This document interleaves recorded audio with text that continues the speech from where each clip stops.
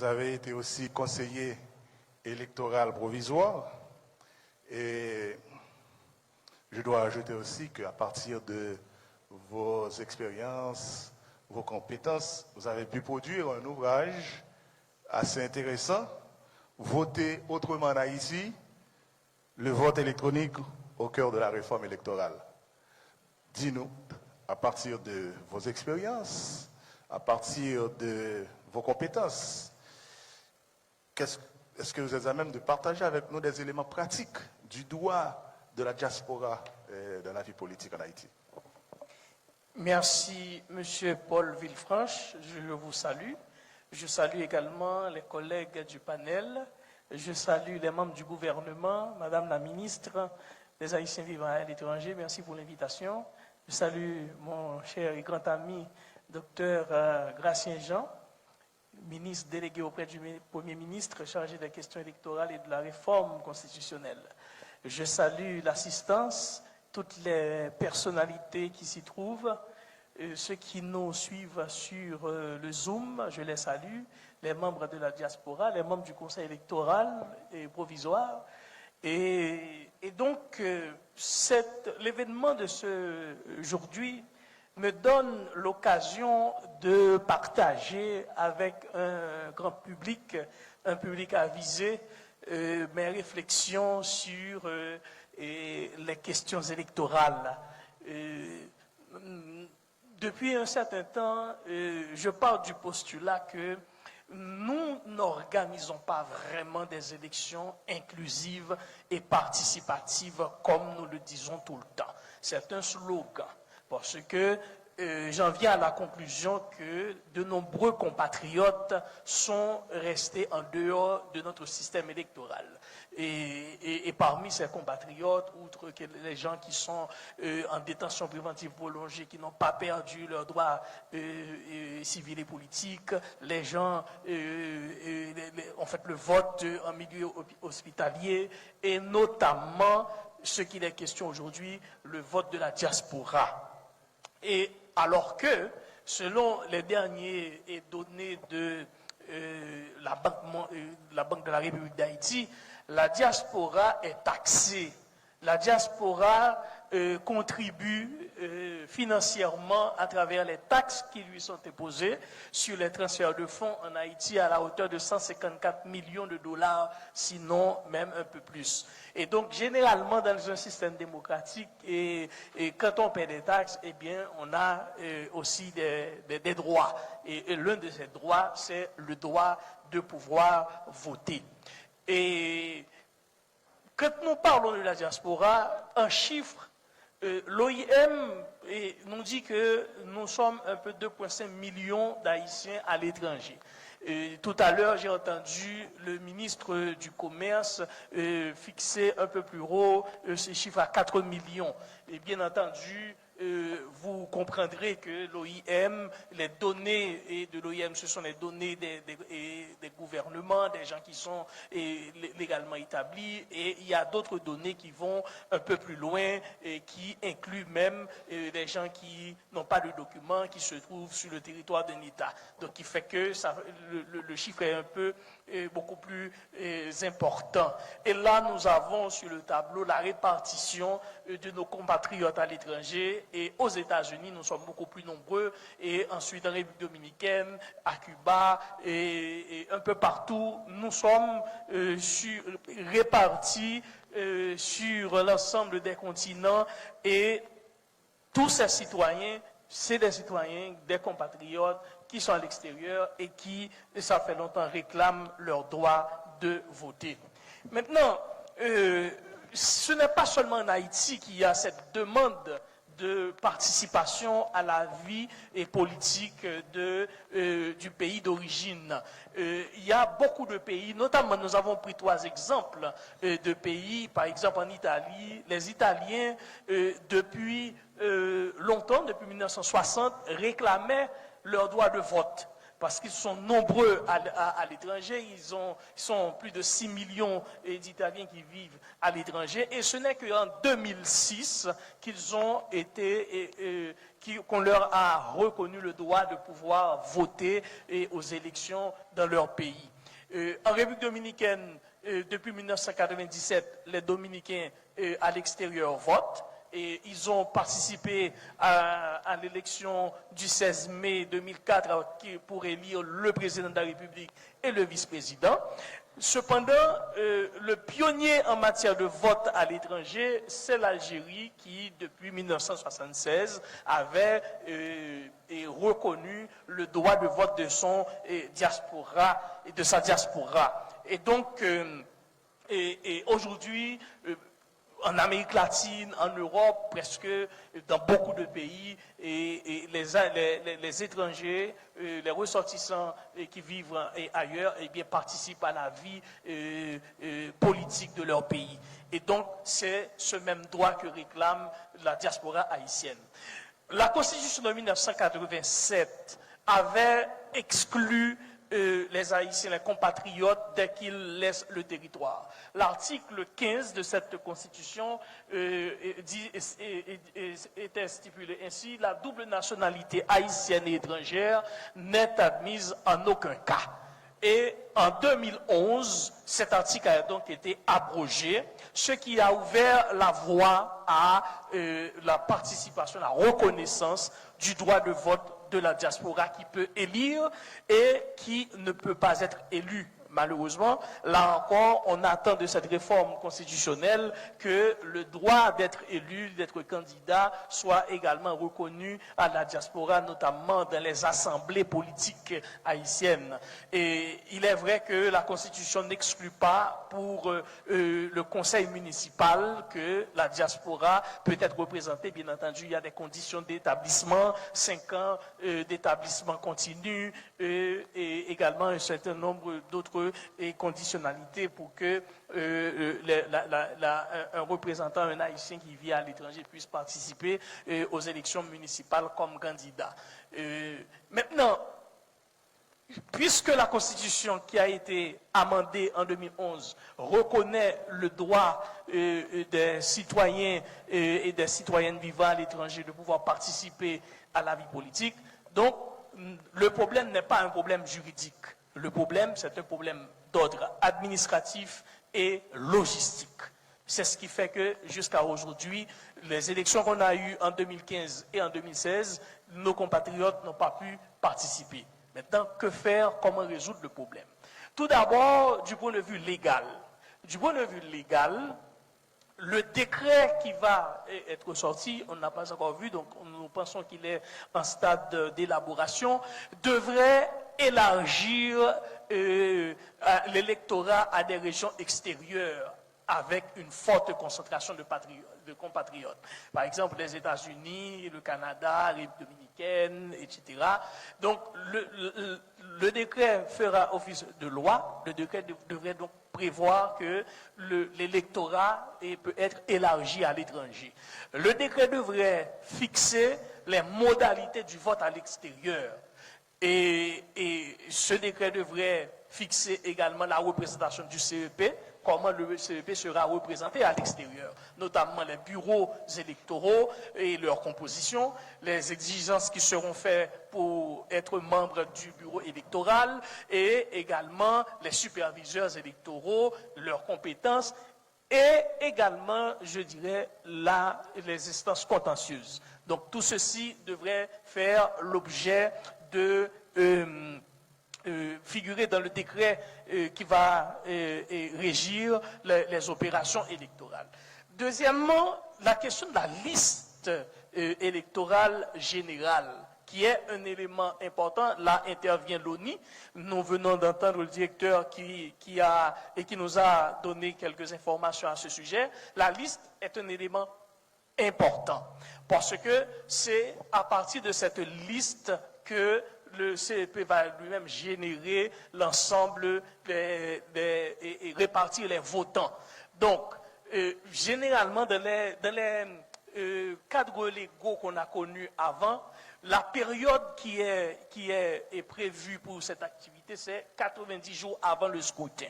Donc, avant les élections, 90 jours avant les élections, la liste électorale générale doit être prête. Et donc, c'est à partir des données d'enregistrement des compatriotes que l'ONI transfère au CEP que s'opère la liste électorale générale.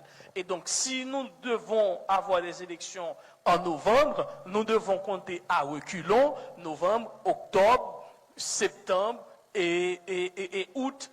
En principe, la liste électorale générale devrait être prête pour le mois d'août, pour que les Haïtiens vivant à l'étranger, s'ils espèrent participer aux élections prochainement, eh bien, ils pourront le faire. Ensuite, les centres de vote. Les centres de vote, c'est là où les compatriotes vont se rendre pour pouvoir voter. La loi que nous avons eue, le décret que nous avons eu précédemment,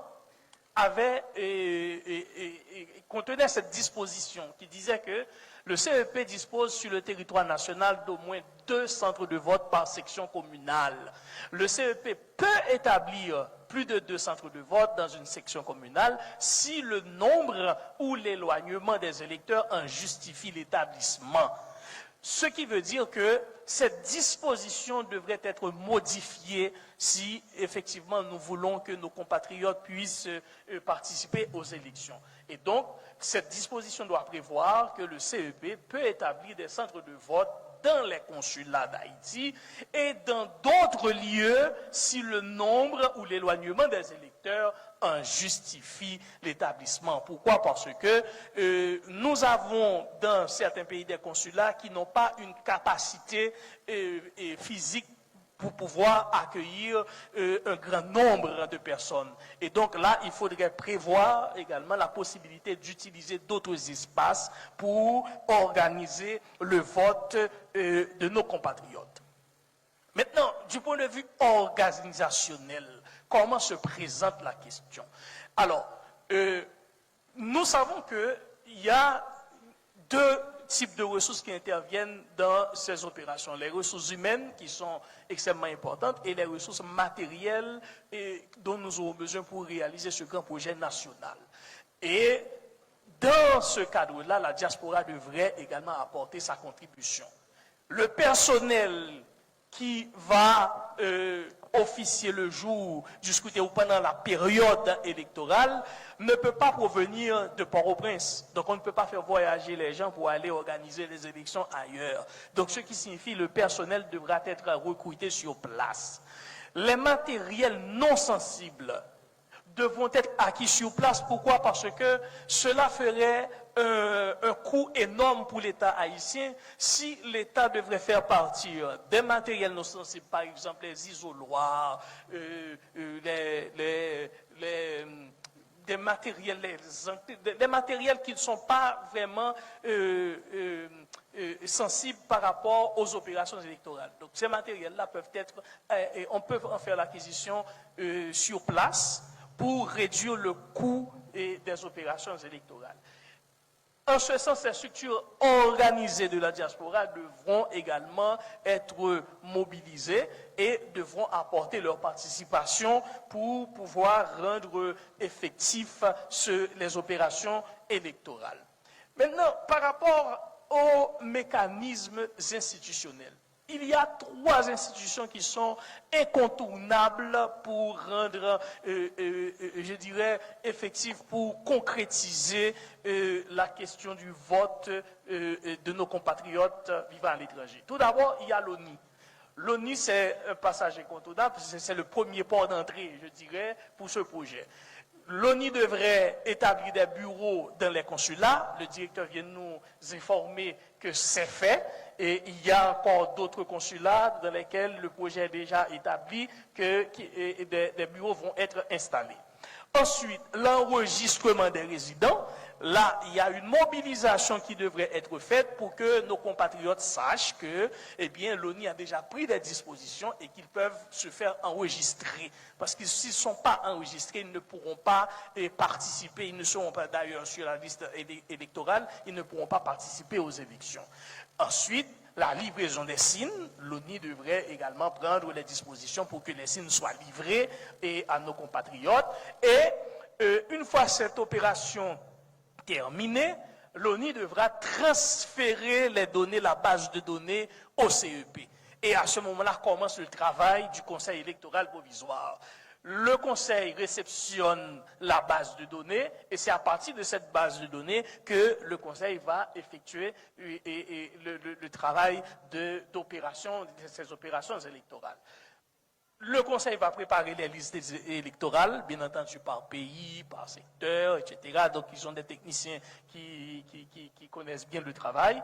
Ensuite, le Conseil va pouvoir organiser le scrutin.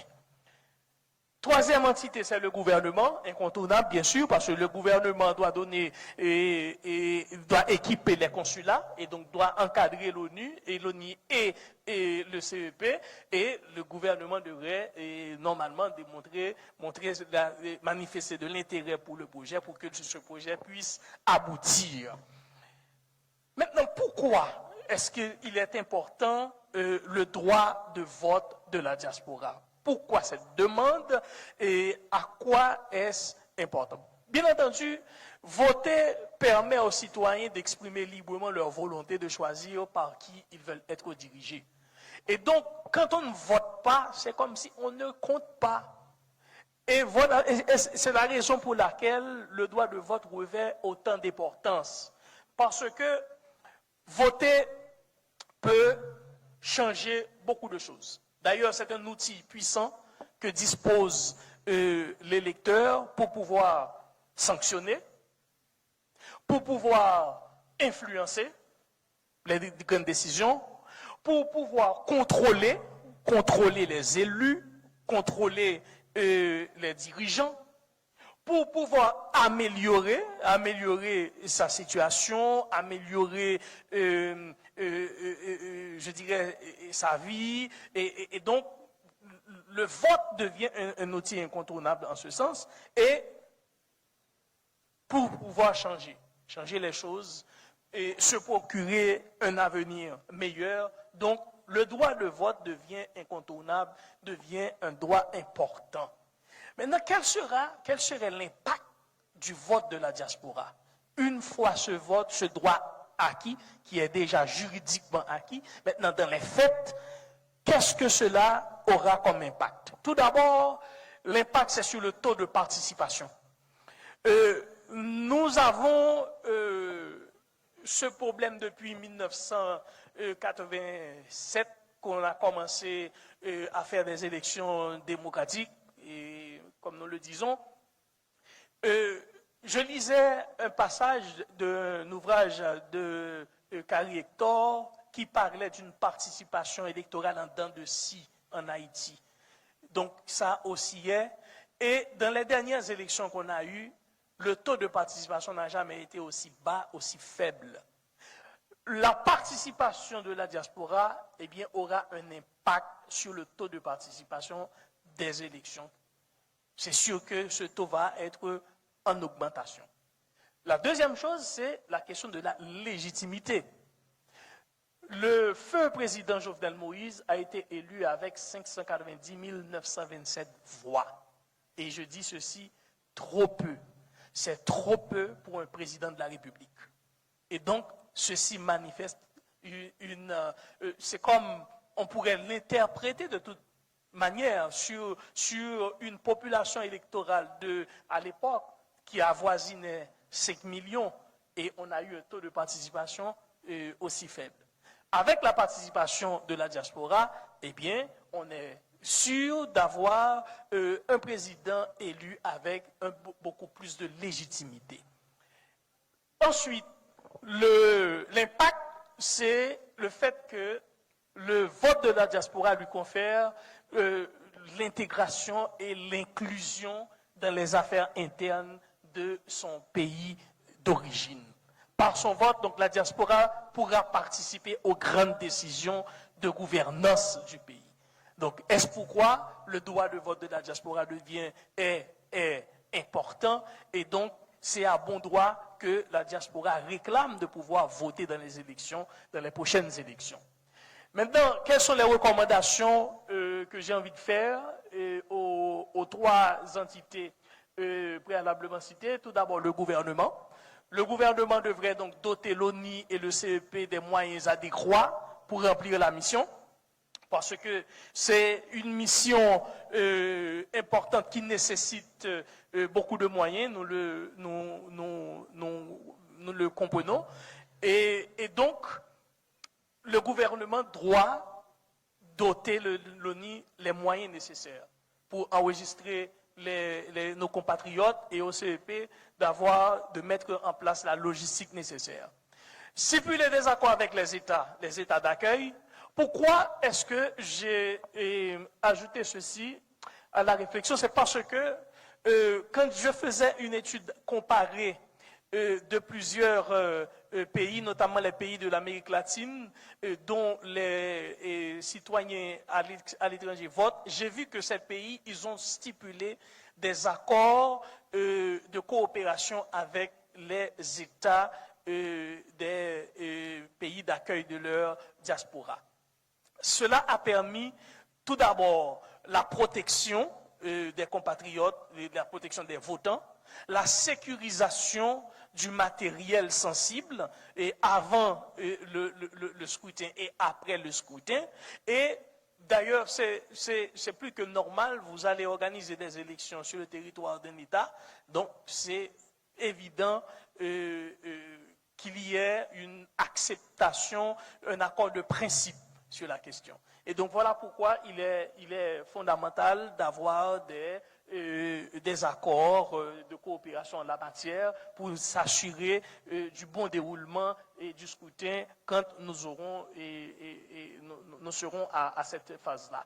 Ensuite, s'assurer de la réussite du processus, c'est normal, le gouvernement est maître d'œuvre, le gouvernement devrait donc pouvoir s'assurer que le processus va débuter et terminer et normalement. Ensuite, pour l'ONI, je prends l'ONI d'abord avant et le CEP, l'ONI devrait donc délivrer les signes à temps, j'insiste, à temps, parce que en matière électorale, il y a ce qu'on appelle les délais.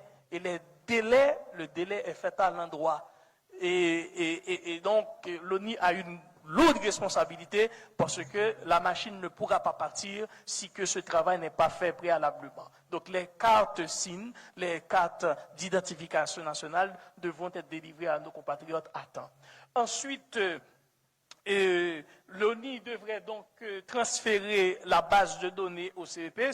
Cette activité doit également se dérouler dans les temps et impartis par la loi pour le faire, parce qu'après, le CEP aura besoin de cette base de données pour pouvoir continuer le travail de conception, d'élaboration des listes électorales.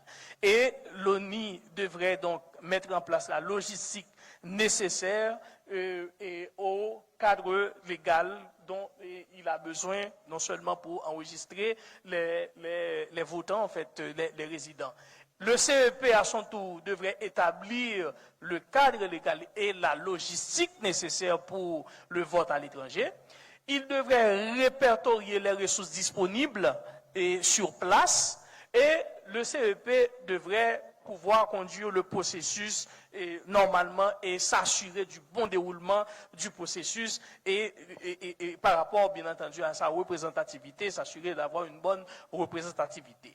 Alors, pour conclure, je dirais que le vote de la diaspora, c'est certain qu'il aura un impact significatif sur le taux de participation dans les élections haïtiennes. Il est sans conteste un puissant symbole d'intégration et d'inclusion. Le vote de la diaspora n'est pas une faveur, chers amis, faite à nos compatriotes. Ce n'est pas une faveur, mais plutôt un devoir patriotique, de solidarité, un acte de justice et de participation citoyenne par-delà les frontières d'Haïti. Je vous remercie pour l'attention et à bientôt.